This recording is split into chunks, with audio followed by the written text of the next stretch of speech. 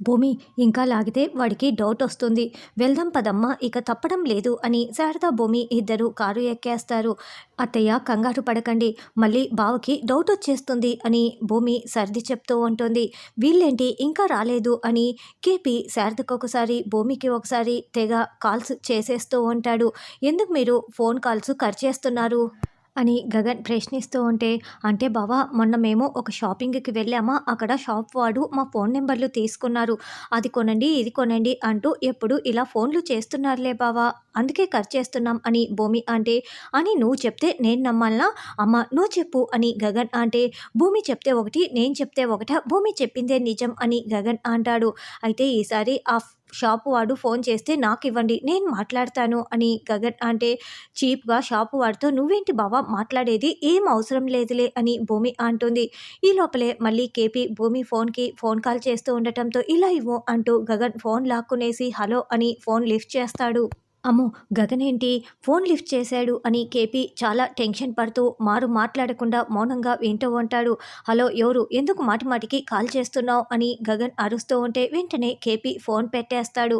ఏంటి షాప్ వాడు ఫోన్ పెట్టేశాడు అని గగన్ అంటే, అంటే మా పరిస్థితి అర్థమైనట్లు ఉంది బావా, అందుకే ఫోన్ పెట్టేశాడు అని భూమి అంటుంది. మీ పరిస్థితి అర్థం అవటం ఏంటి అని గగన్ అంటే, అంటే నువ్వు ఎందుకు ఫోన్ చేస్తున్నావు అంటూ గట్టిగా అరుస్తూ మాట్లాడావు కదా బావా, నీ టోన్కే భయపడి పెట్టేశాడులే అని భూమి అంటుంది. అమ్మ, మనం వెళ్ళే దారిలోనే కదా ఆ షాపు ఉండేది, వెళ్ళే దారిలో వాడిని కలిసి మాట్లాడి వెళ్దామని గగన్ చెప్పగానే, అయ్యో భూమి ఇప్పుడు ఏం చేయాలి, ఇలా ఇరుక్కుపోయామే అని శారద టెన్షన్ పడుతూ ఉంటే, అవునత్తయ్య ఏం చేయాలో అర్థం కావటం లేదు అని భూమి కూడా టెన్షన్ పడుతూ ఉంటుంది. బావా ఇదిగో కాఫీ తీసుకో బావా, రాత్రి మాట్లాడిన దాని గురించి ఏం ఆలోచించావు బావా అని అపూర్వ అంటే, దేని గురించి అని శరత్చంద్ర అంటాడు. అదే కేపీకి పిండ ప్రదానం ఆ గగన్ చేత చేయించాలనుకున్నాం కదా బావా, భూమితో మాట్లాడి మరీ చేయించాలనుకున్నాం కదా అని అపూర్వ అంటే, నా వల్ల కాదు అపూర్వ, అసలు మన శత్రువు తరపున వాడి పత్నిగా ఉన్న భూమి దగ్గరికి వెళ్ళి గగన్ చేత పిండ ప్రదానం చేయించమని అడగటం నా వల్ల కానే కాదు, నేను చేయనని శరత్చంద్ర అంటే, అదేంటి బావా నువ్వు ఇలా మాట్లాడుతున్నావు, సరేలే బావా నేను నిన్ను ప్రెజర్ చేయను, కానీ ఒక్క మాట అడుగుతాను చెప్పు బావా, ఒకవేళ శోభచంద్రక్క ఆత్మ ఇలాగే ఏడుస్తూ బాధపడుతూ ఉంటే అప్పుడు నువ్వు చేయవా బావా, మరి కేపీ కూడా శోభచంద్ర అక్కలాగే కదా బావా, మరి కేపీ విషయంలో నువ్వు ఎందుకు చేయటం లేదు అని అపూర్వ అంటే, అసలు శోభచంద్రకి కేపీకి లింకు పెడతావేంటి అని శరత్చంద్ర అంటాడు. కానీ బావా ఇద్దరు చచ్చిపోయారు, కానీ కేపీని చంపింది ఎవరు బావా, మనమే కదా అని అపూర్వ అంటే, ఏం మాట్లాడుతున్నావు అపూర్వ, వాడు నిన్ను చంపబోతే నేను పొరపాటున చంపేశాను అంతే అని శరత్చంద్ర అంటాడు.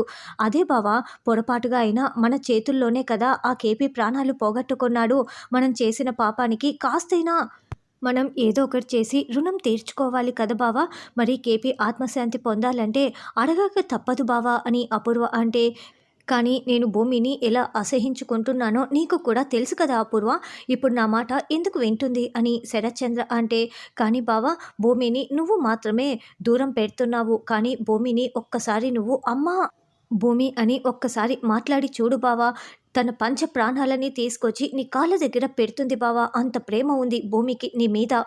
గగన్ చేత పిండ ప్రదాన కార్యక్రమం చేయిస్తే తనని కూతురుగా యాక్సెప్ట్ చేస్తానని చెప్పు బావా, అలాగే గగన్ని కూడా అల్లుడుగా ఒప్పుకుంటానని చెప్పు బావా అని అప్పుడు అంటే, నో, కేపీ చావుకి నేను పరిహారంగా నా ప్రాణమైనా ఇస్తాను, కానీ ఇలా మాత్రం అస్సలు చేయను అని శరత్చంద్ర అంటాడు. సరే బావా గగన్ని అల్లుడుగా యాక్సెప్ట్ చేయకు, భూమిని మాత్రమే కూతురుగా యాక్సెప్ట్ చేస్తానని నువ్వు చెప్పు, అది భూమికి పండుగ లాంటి వార్త బావా అని అపూర్వ అంటే, కానీ భూమి ఆ గగన్ గాడి భార్య కదా అని శరత్చంద్ర అంటే, నీకు కూతురు అయిన తర్వాతే వాడి భార్య అయ్యింది బావా, ఎంతైనా భూమి నీ కూతురు కదా, ఈరోజు కాకపోయినా రేపైనా తండ్రి కూతుర్లు కలిసిపోవాల్సిందే, శోభ అక్క ఆత్మ ఎంత శోభిస్తుందో ఒక్కసారి ఆలోచించి చూడు బావా అని అపూర్వ శరత్చంద్ర చేతులు పట్టుకొని బతింలాడడంతో, సరే అపూర్వ నేను భూమితో మాట్లాడతాను అని శరత్చంద్ర అంటాడు. నీ రాత నా చేతిలో మూడింది, గగన్ చేత పిండ ప్రదానం ఎలా చేయిస్తావో నేను చూస్తాను అని అపూర్వ మనసులో అనుకుంటూ ఉంటుంది. గగన్ కార్ డ్రైవింగ్ చేస్తూ ఉంటే శారదా, భూమి వెనక సీట్‌లో కూర్చొని ఇంకా టెన్షన్ పడుతూనే ఉంటారు. అదేంటి గగన్ లిఫ్ట్ చేసాడేంటి? నేను బ్రతికే ఉన్నానన్న విషయం గగన్‌కి నిజం తెలిసిపోయిందా? అసలు ఏం జరుగుతోంది? అని కేపీ చాలా కంగారు పడుతూ గుడి దగ్గరే వెయిట్ చేస్తూ ఉంటాడు. అప్పుడే మీరా గుడికి రావటంతో దూరం నుంచి కేపీ మీరాని చూసేసి మీరా వెనకాలే వెళ్తూ ఉంటాడు. మీరాకి ఎవరో వస్తున్నట్లు అనిపించి వెనక్కి తిరిగి చూస్తుంది. అయితే కేపీ దాక్కొని ఉంటాడు. పంతులు గారు, నాది ఒక చిన్న ధర్మ సందేహం తీరుస్తారా అని మీరా చెప్తుంటే దూరం నుంచి కేపీ మొత్తం వింటూ ఉంటాడు. మా ఆయన చనిపోయారు పంతులు గారు.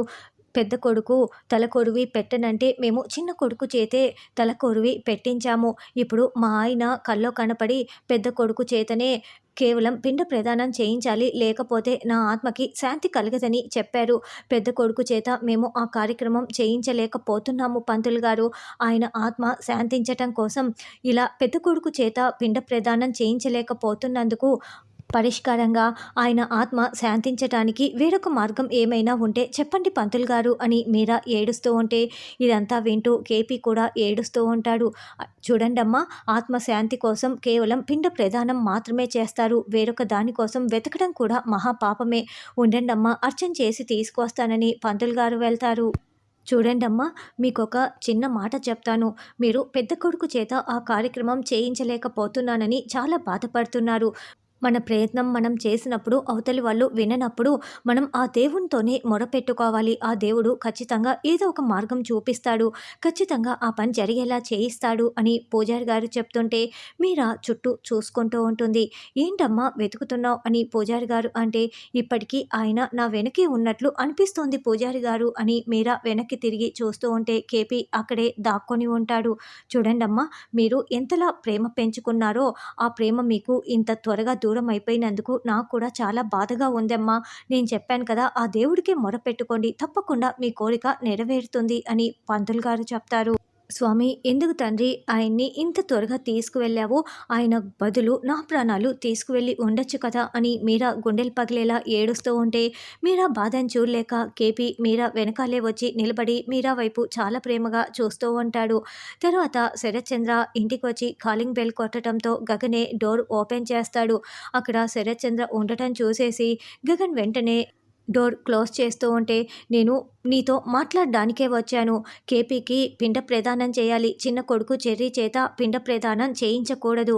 కేపీ ఆత్మ మీరా కలలోకి వచ్చి తనకు పెద్ద కొడుకు చేత మాత్రమే పిండ ప్రదానం చేయించాలి, లేకపోతే నా ఆత్మ ఊర్ధ్వ లోకాలకి వెళ్ళదంటూ ఏడుస్తూ మొరపెట్టుకున్నాడు. అందుకే పిండ ప్రదానం నీ చేత చేయించమని అడగటానికే ఇక్కడికి వచ్చాను అని శరత్చంద్ర చెప్తుంటే గగన్ షాకింగ్గా వింటూ ఉంటాడు.